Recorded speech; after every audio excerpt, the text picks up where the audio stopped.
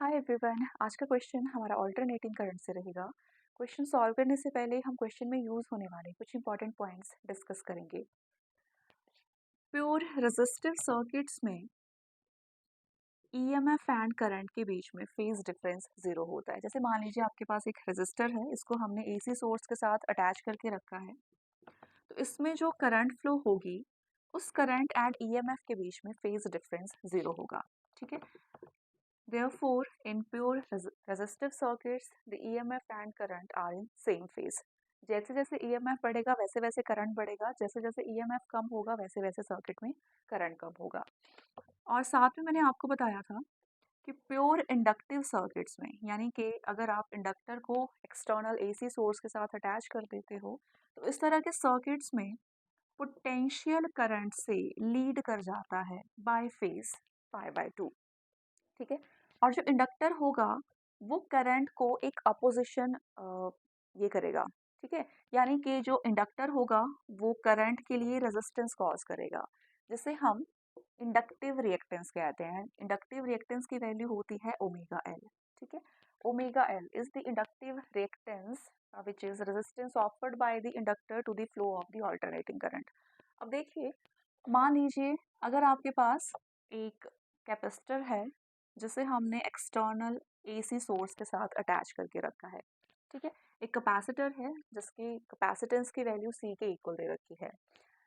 Now the instantaneous value of the EMF is given by E not sine omega T. ठीक है। और इसके अंदर जो करंट फ्लो हो रहा है वो आई के इक्वल फ्लो हो रहा है। अब देखो बच्चे, इसके क्रॉस जो पोटेंशियल होगा वो एक्सटर्नल ईएमएफ के ऊपर डिपेंड करेगा। जब एक्सटर्नल ईएमएफ मैक्सिमम होगा तो इस कैपेसिटर के क्रॉस पोटेंशियल की वैल्यू भी मैक्सिमम होगी। अगर एक्सटर्नल ईएमएफ की वैल्यू मिनिमम है तो इसके क्रॉस जो पोटेंशियल की वैल्यू है वो भी मिनिमम होगी। यानी कि कैपेसिटर के क्रॉस जो पोटेंशियल होगा वो एक्सटर्नल ईएमएफ के ऊपर डिपेंड करेगा। ठीक है।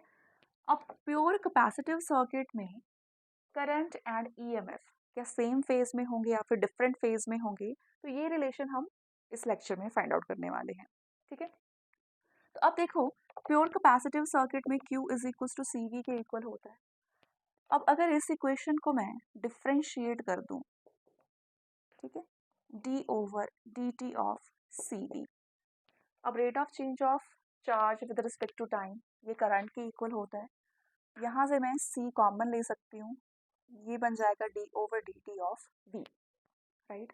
अब V जो है वो एक्सटर्नल सोर्स के ऊपर डिपेंड कर रहा है, यानी कि I को लिखा जा सकता है C d over D t of E। ठीक है। तो ये बनेगा d over D t of E की वैल्यू इस इक्वेशन से पुट करेंगे E naught sine omega t, और लेफ्ट हैंड साइड पे है I।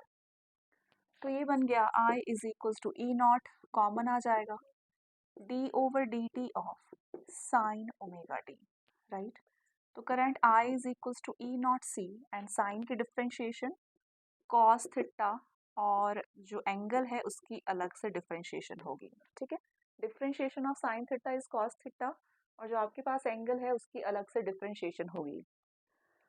तो current I is equal to E naught C cos omega T and omega is constant D T over D T.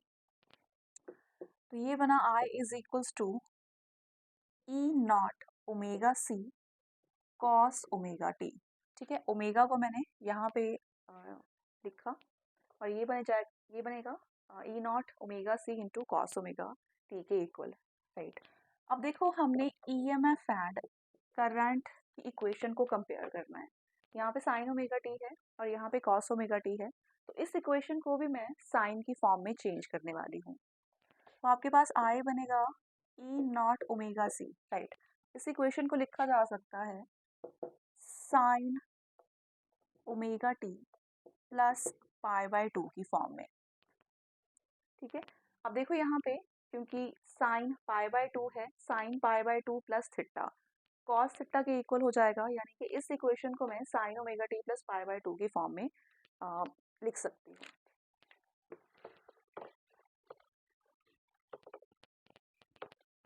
अब देखो बच्चे, ये ईएमएफ की इक्वेशन है और ये करंट की इक्वेशन है। ठीक है। अब इन दोनों इक्वेशंस को कंपेयर करने पर हमें ये पता चल रहा है कि जो करंट है वो π/2 फेज से लीड कर रही है। इन दोनों इक्वेशंस को हम कंपेयर करेंगे और इससे हमें ये पता चल रहा है कि जो करंट है, current is leading the EMF by phase π/2। ठीक है, यानी कि इस केस में जो करंट होगा, करंट लीड कर जाएगा पोटेंशियल से बाय फेज π/2। ठीक है, अब यहाँ पे देखो करंट मैक्सिमम होगा सर्किट में अगर साइन थीटा की वैल्यू 1 के इक्वल होगा। ठीक है, current will be maximum if sine omega t plus π/2 is equals to 1। ठीक है, इस केस में करंट होगा मैक्सिमम। तो आपके पास ये इक्वेशन बनेगी I naught is equals to E naught omega C into 1, क्योंकि करंट जो होगा वो मैक्सिमम होगा जब साइन थीटा आपका 1 के इक्वल होगा। तो ये बनेगा आई नॉट, राइट, ओमेगा सी मैं लेफ्ट हैंड साइड में लिख सकती हूँ और राइट हैंड साइड पे आ गया E naught over I naught के इक्वल। अब देखो V is equals to I R, Ohm's law के according V is equals to I R के इक्वल होता है। तो यहाँ पे V ओवर I ये रेजिस्टेंस के इक्वल होता है। पोटेंशियल को अगर करंट से डिवाइड कर दिया जाए तो उससे आपको रेजिस्टेंस की वैल्यू मिलेगी। तो यहाँ पे ये भी हमें रेजिस्टेंस की वैल्यू दे रहा है। ठीक है, तो ये है कैपेसिटिव रिएक्टेंस, जो कि है resistance offered by the capacitor to the flow of the alternating current. ठीक है, और इसे कहा जाता है कैपेसिटिव रिएक्टेंस, राइट।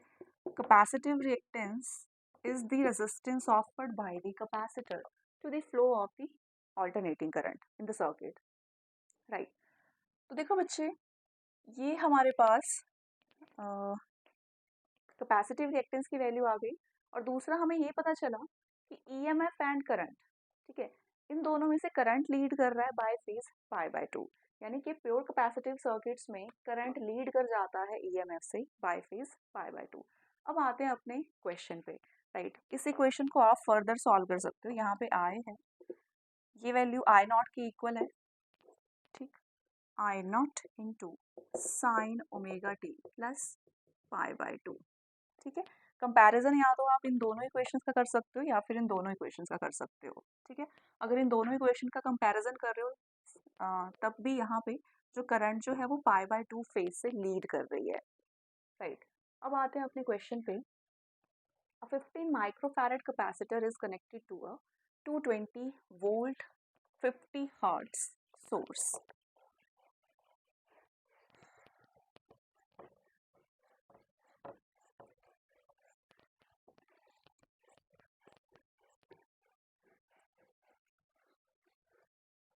राइट, तो आपके पास क्वेश्चन दे रखा है, एक 15 माइक्रोफैरड का कैपेसिटर है and it is connected to a 220 volt 50 hertz source.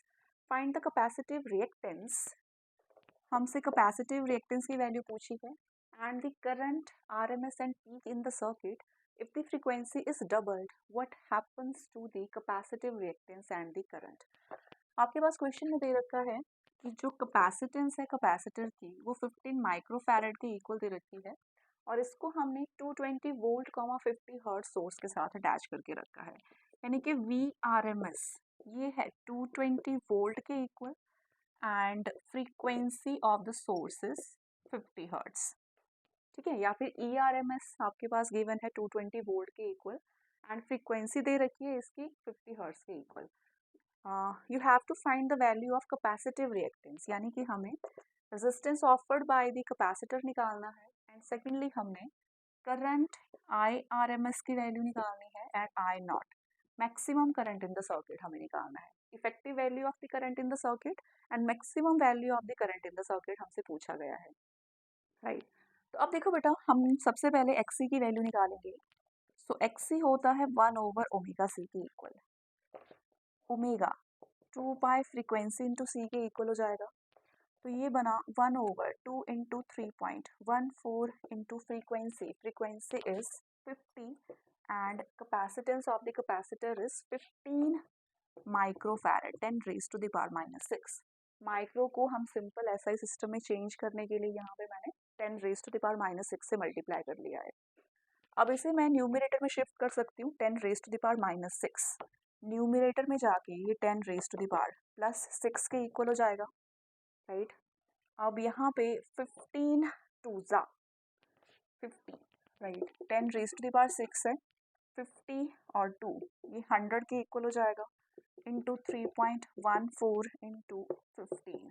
तो दो ज़ीरो से दो ज़ीरोज़ कैंसिल हो जाएंगी, 10 रेज टू द पावर 4 बचा, 3.14 इंटू 15। अब खाली हमें इसे सॉल्व करना है।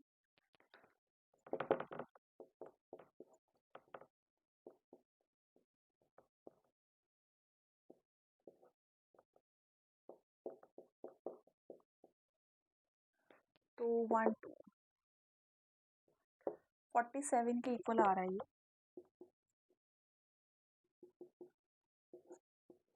ठीक है। इसे मैं 47 के अप्रॉक्स ले सकती हूँ, और 10 रेज टू द 4 को मैंने 100 इंटू 100 की फॉर्म में लिखा। अब ये 100 ओवर 47,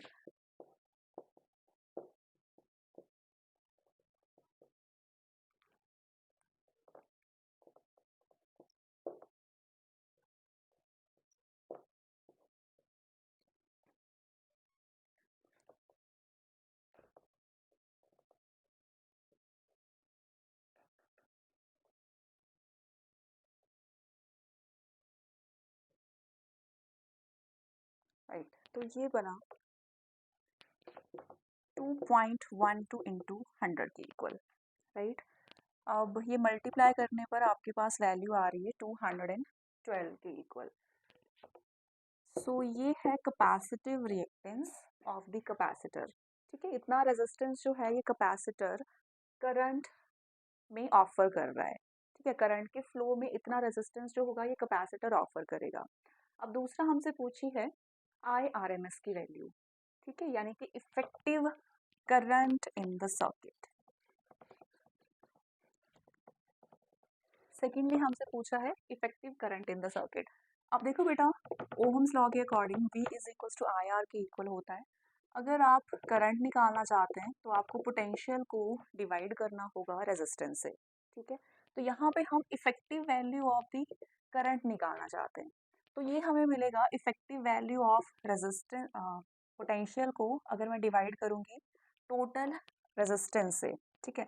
और टोटल रेजिस्टेंस आपके पास XC के इक्वल है, ठीक है। ये इफेक्टिव वैल्यू ऑफ पोटेंशियल है, और ये है total resistance of the circuit, ठीक है, इन द सर्किट। और रेजिस्टेंस में टोटल, सॉरी, सर्किट की टोटल रेजिस्टेंस की वैल्यू है 212 ओहम के equal. And V R M S is 220, and X C आपके पास है 212 के इक्वल। तो ये सॉल्व करना होगा।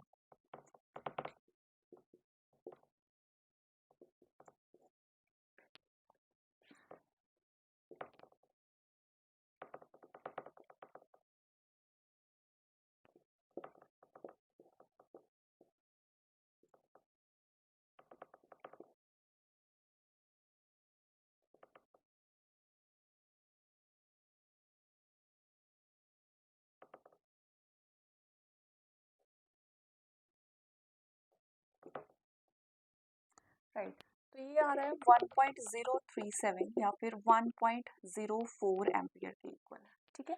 सो ये है effective value of current in the circuit, जो कि 1.04 एम्पियर के इक्वल आ रही है, ठीक है। यहाँ पे अगर आप एम्पियर, एक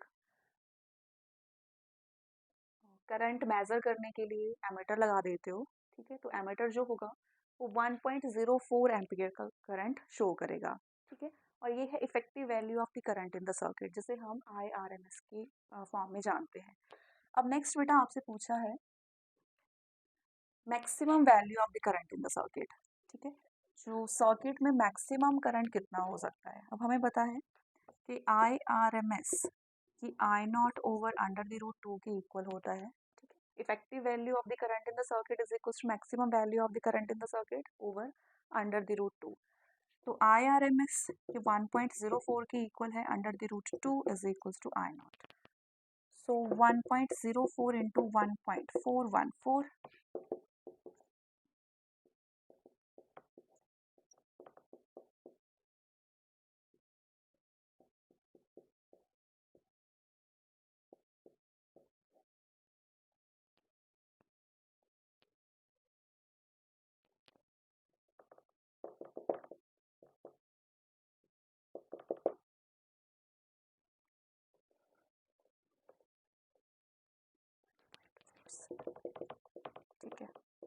तो ये आ रहा है 1.47 के इक्वल, राइट।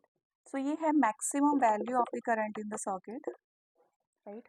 तो मैक्सिमम वैल्यू है करंट की सर्किट में 1.47 एम्पियर के इक्वल, जबकि RMS value of the current in the circuit is 1.04 ampere, and the resistance offered by the capacitor to the flow of the current is, I think कहीं पे हमने निकाला था 212, राइट, 212 ओहम।